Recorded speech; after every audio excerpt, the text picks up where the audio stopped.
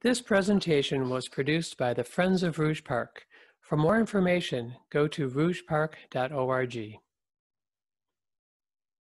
Hello, and welcome to the second in a series of presentations on the history of Rouge Park.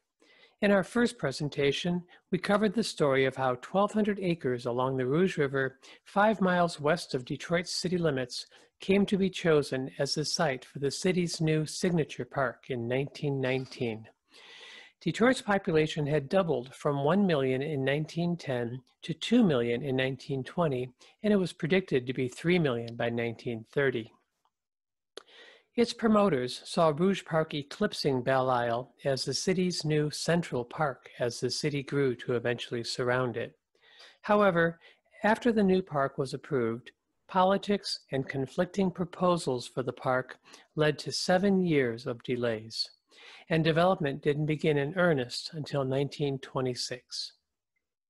If you missed the first presentation, you can find the link to watch it on our website, rougepark.org. I'm going to begin in the mid-1920s. The newspapers at this time were filled with ads and articles praising and promoting the park. Photo features, often full page, such as this, were common. This one appeared in the Detroit Free Press in 1927. "Rouge Park will rival Belle Isle," the headline reads. Here's another photo from 1928 showing the beginning of construction of the roads and bridges.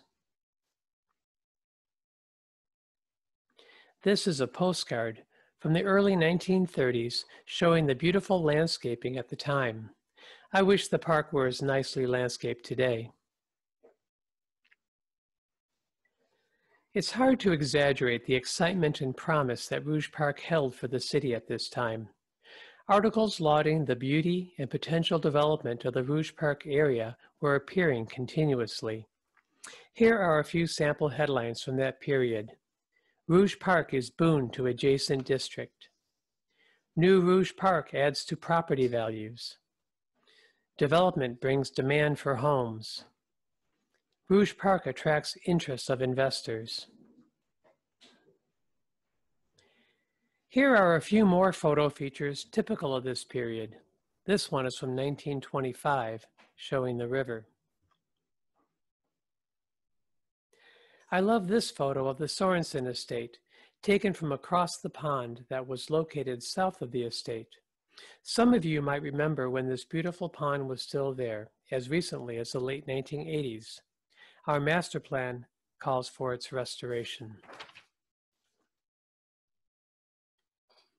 The ad on the left is from 1925 and reads, "Rouge Park, a 1,203-acre tract of wooded beauty traversed by the picturesque Rouge River, is twice the size of the world-famed Belle Isle. Within its bounds will be established recreational facilities equaling those of the world's greatest parks." This ad on the right, from 1929, shows the architectural style of the first homes being built in the area. This article gives a good sense of the extent of promotion Rouge Park was enjoying at that time. This article from 1926 described a program which included 6 hot air balloons, 2 stunt planes, 25 parachuting airmen, a live band, and clowns, all to promote the new Rouge Park.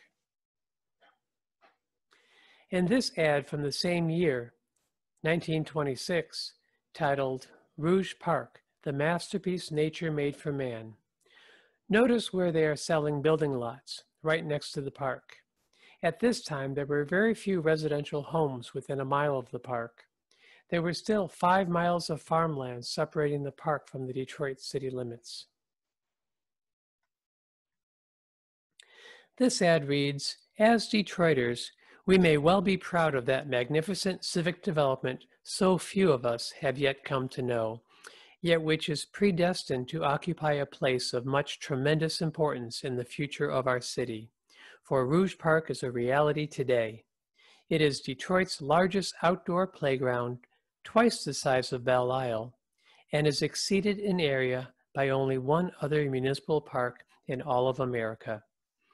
Even now, it is a mecca of nature lovers who know it, but soon its beautifully wooded slopes will resound with the happy voices and laughter of the thousands who will eagerly seek the peace, recreation, and restfulness its spacious glades afford.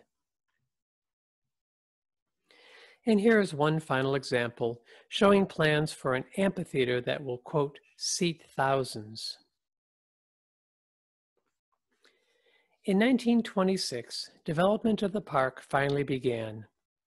This photo is of the Outer Drive Bridge over Joy Road under construction, the same one we saw in that beautiful postcard earlier. In that year, construction also began on Outer Drive itself, along with the widening and straightening of Bonaparte Road, later renamed Joy Road. This photo, as many you will see in this presentation, is from a photo scrapbook kept by the Detroit Commission of Parks and Boulevards from 1919 to 1935 and graciously loaned to us to photocopy by Juliana Fulton, park planner for the city of Detroit.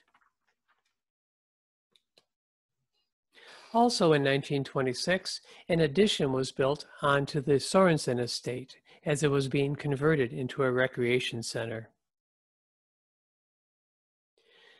This is a photo from 1927 of the building of the Joy Road Bridge over the Rouge River. The bridge was built before the new road was. In the background to the right, you can see the old Bonaparte Road Bridge still standing, right here. Bonaparte Road ran east to west about 100 yards south of the new Joy Road at this point. In the distance, you can see an old farmhouse and barn on the northwest corner of Joy and Lazar that was torn down not long after this photo was taken. Also in 1927, construction began on Picnic Drive, later named Spinoza Drive. This photo was taken from the top of Derby Hill, north of the Sorensen estate, before the road was built. And here is the fill after just being poured to create Spinoza Drive, looking from Outer Drive east toward the river. Here is the same roadway, 4 months after being graded. Some of you may recognize this photo as the mystery photo from our newsletter last November. This photo was taken from where the Growing Together sculpture is now located, looking east on Spinoza. By October 1927, Joy Road had been paved, and streetlights were erected on Outer Drive by 1928. The golf course was under construction beginning in 1927. I like this view of the bridge over the river in the golf course. Also in 1927, construction of the Rouge Park pools had begun, against the protests of one of the original designers of the 1925 plan for the park, T. Glenn Phillips. Phillips contended that, quote, an artificial pool would be out of place among the natural beauties of Rouge Park. Here the concrete has been poured for the pools. The tree nursery was developed at this time as well. Here is a photo of the digging of the foundation for the nursery superintendent's home. Nice perk, huh? A brand new home came with the job. Which is strange, because according to this photo, taken on the same day from a different angle, there were 2 homes in good condition already on the grounds. And a barn. This was possibly the oldest structure to survive the original condemnation of the 12 farms to acquire the land for the park. It was built in 1852. While there had been a lot of development in some areas of the park, many other areas continued to be left undeveloped due to continued delays. In this article from August 1931, it says 198 acres were being used to grow alfalfa and clover to feed the city horses. There are roughly 550 total acres of land not in the floodplain between Warren Avenue and Plymouth Avenue. So this means that over 1/3 of all the open parkland was still being farmed as late as 1931. This undeveloped land attracted the interest of outside groups who wanted it for non-park uses. This is not unlike what happened in 2007 when the Kilpatrick administration, after severely neglecting the park for many years, attempted to sell parts of it for condominiums. In April 1927, the city allowed the building of an 80-acre airfield with hangars on the eastern side of the park between Plymouth and Joy. Commercial flights were offered 3 days a week to and from Saginaw using the Travel Air, the plane shown at the top left of your screen.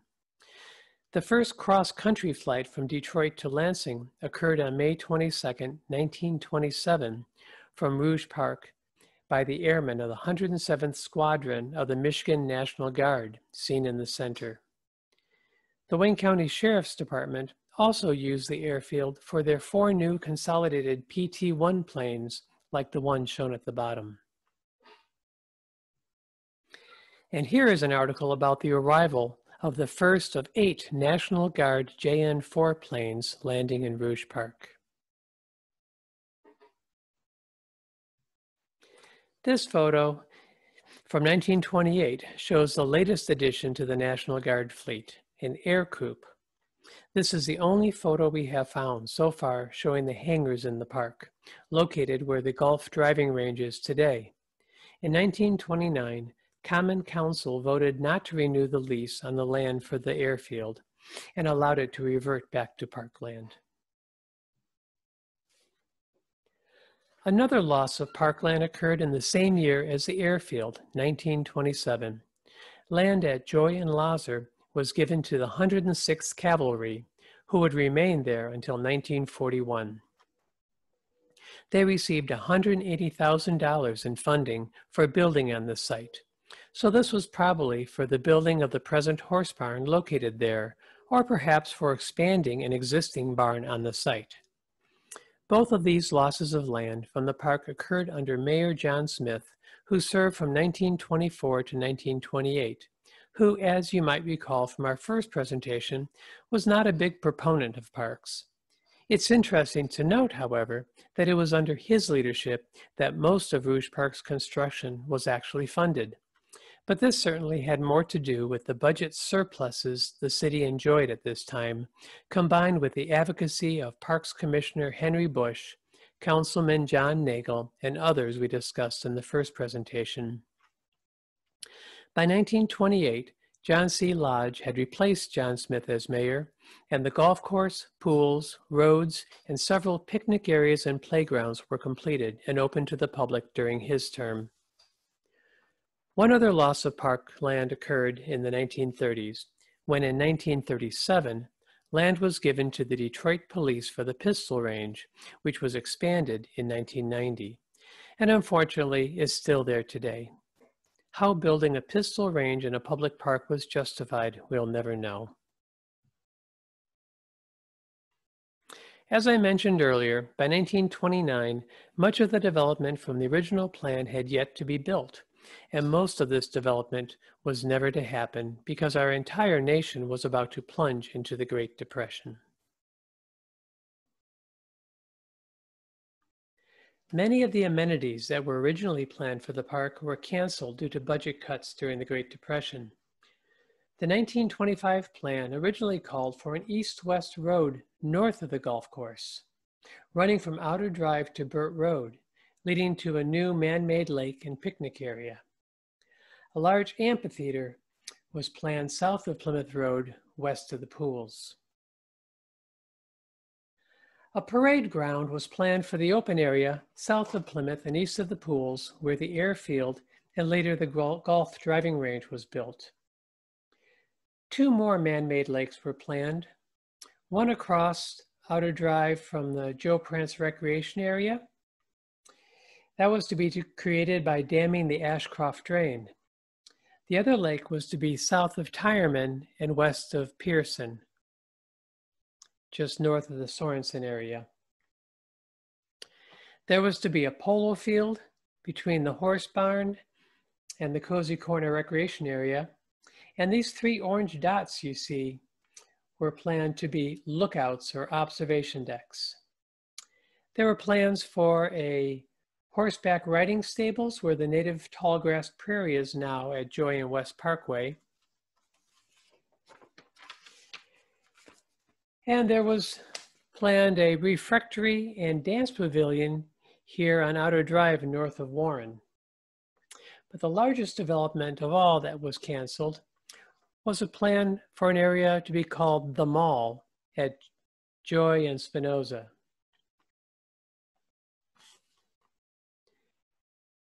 The mall was designed to include a large glass conservatory and casino building comparable in size to the ones on Belle Isle, and a music court, formal gardens, and a bus station at Joy and Spinoza. Though this was now the Great Depression, it was by no means a depressing time for Rouge Park. The city recreation department hosted nature hikes, developed a cross-country race loop used by college and high school teams. Archery classes and tournaments were regularly held, live bands played often, and music festivals were held. Many organizations held annual picnics. The pools were packed all summer, and annual 4th of July fireworks displays were hosted. In 1930, the fireworks attracted 50,000 people to Rouge Park. That year, a terrible firework explosion injured 14. The article on the far right. Though this didn't dissuade people from coming back the following year when over 100,000 attended the fireworks in Rouge Park. The article at the top is from 1930, when the pools averaged 2,000 swimmers a day. The article on the bottom is from 1938, when a record 9,000 swimmers came in a single day. The photo is from 1935. Look at that crowd. The city maintained 4 bathroom buildings and several water fountains and concession stands, and loaned park users bats and balls, games, horseshoes, and even rental bicycles. That's the photo on the bottom right. This slide shows just some of the event announcements from one single year, 1931.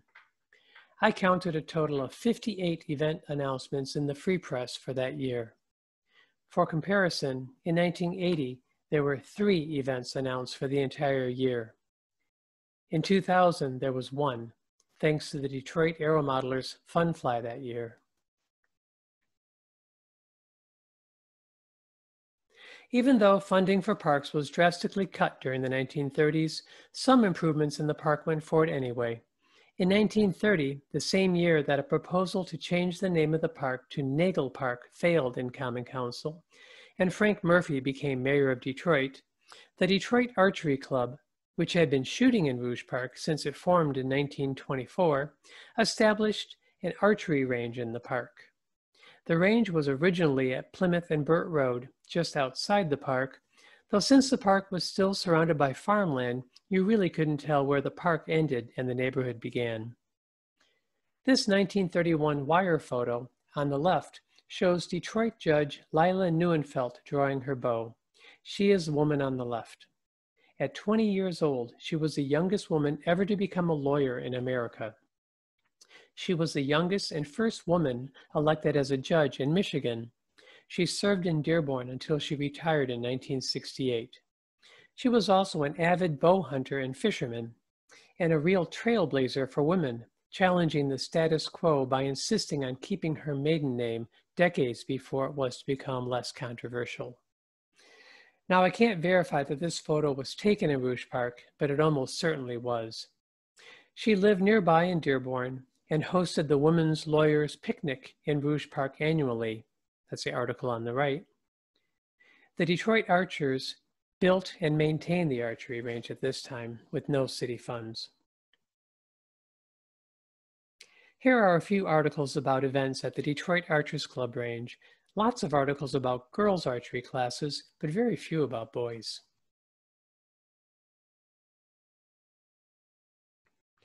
In 1929, the winter sports area was built, complete with toboggan runs, ice skating rink, bathroom building, and warming building. It was staffed by city recreation employees all winter long. I like this photo of the ice skating rink from 1932. Notice on the far left side of the photo, you can see the old Lazar Bridge. Here's another view of the bridge, giving a better view. And notice that there was parking on the other side of the bridge. Our master plan calls for the restoration of the winter sports area, including replacing this bridge with a smaller pedestrian-only bridge, restoring the ice rink with a building for skate rentals and concessions. Tobogganing has gone out of fashion, but snow tubing is more popular than ever. And with a snowmaking machine like Lansing Parks has, we could offer snow tubing all winter long and see crowds like this again in Rouge Park.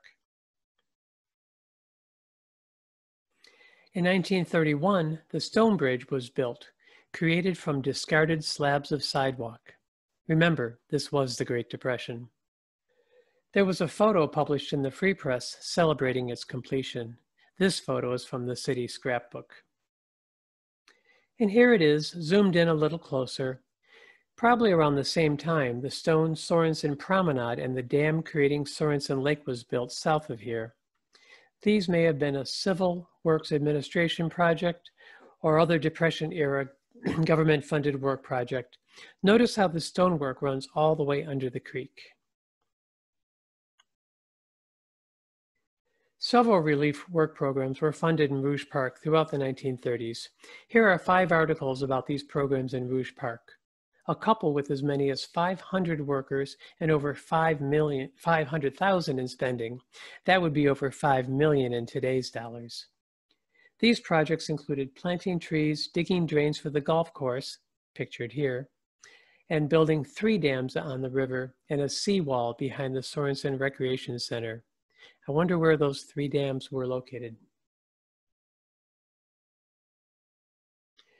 The Department of Recreation was suffering from massive budget cuts.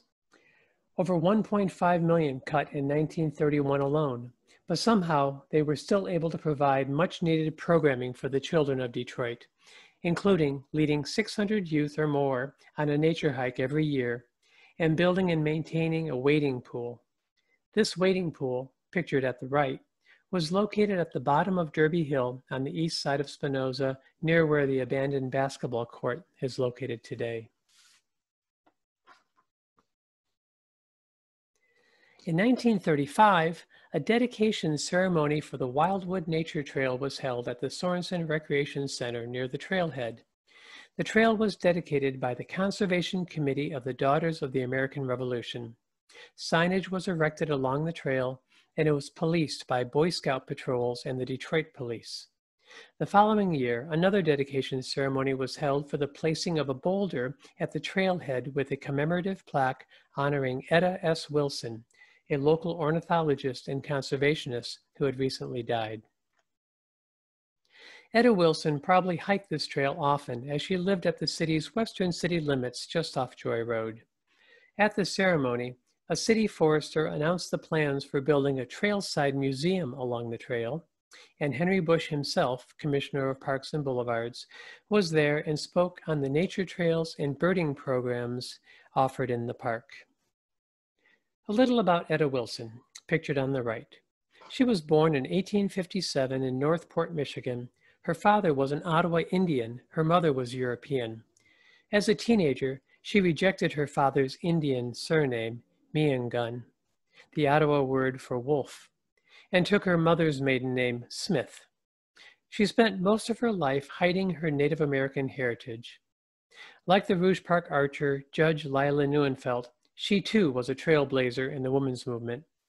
She was one of the first women journalists in Michigan, and she founded the Michigan Women's Press Association in 1890, which fought against the common practice at the time of relegating women journalists to writing only on the society or fashion pages. In 1906, she suffered paralysis of her neck. She claimed was caused by a bite from a gnat, which made it impossible for her to look down to use her typewriter, but she could still look up in the trees. So she reinvented herself as a successful ornithologist and conservationist. After the death of both her parents over the next 2 years, she began to publicly embrace and celebrate her Native American ancestry. She moved to Detroit in 1917 and became a strong proponent of native forest restoration, inspired by her Native American father's values. As a member of the Daughters of the American Revolution in Detroit, her European side, she helped raise funds to reforest 400 acres of deforested lands. I hope someday the Friends of Rouge Park and the Detroit Audubon Society can fully restore the original Wildwood Nature Trail, along with the granite boulder and the commemorative plaque that once stood at the trailhead. It was mysteriously stolen in 1951. Nature hikes were very popular at this time. Many of the picnic announcements included group hikes among their advertised activities, and the YMCA and YWCA regularly hosted nature walks. In 1936, the Detroit News started a hiking club. This photo is of their original inaugural hike, which was held in Rouge Park and attracted over 1,600 people. Within 9 years, their membership swelled to 8,000. Their slogan was "Hiking for Health." We need something like this today. Here is another photo from the inaugural hike. On the right is a map of the route they took. If you study this map closely, you'll see that you can't complete this same hike today. The connecting road from the Sorensen Recreation Center, traversing a bridge across the river and continuing west to Outer Drive, no longer exists. I went exploring once to find any remnant of this road, and I found evidence of fill poured across the floodplain to raise and level the roadway, and concrete culverts dated in the 1920s, but there's no evidence that it was ever paved and no evidence of a bridge crossing the river. But so much happened in the 1930s. In 1934, the Scout Hollow Campground was opened and the first Boy Scout Camporee was held. This article from the 5th annual Camporee was held in 1939. The photo is from 1940. The Scout Hollow Campground was not used only by Boy Scouts. Here's the photo from an article about an art camp held there in 1934. And the photo on the right is an aerial view of the 1936 Camporee in Scout Hollow. In 1935, the first Detroit News Soapbox Derby was held on Derby Hill, just north of the Sorensen Recreation Center. These two photos were taken looking north from Derby Hill. Look at the size of the crowds. I like this photo of the pre-race car inspections at the Sorensen Recreation Area. You can see the Sorensen house in the background. Here's the view looking south up Derby Hill and the parade that was held with each race including all the drivers dressed in matching white Detroit News jerseys and caps. I especially like the 15-mile-per-hour speed limit sign at the bottom right. Wouldn't that be nice today?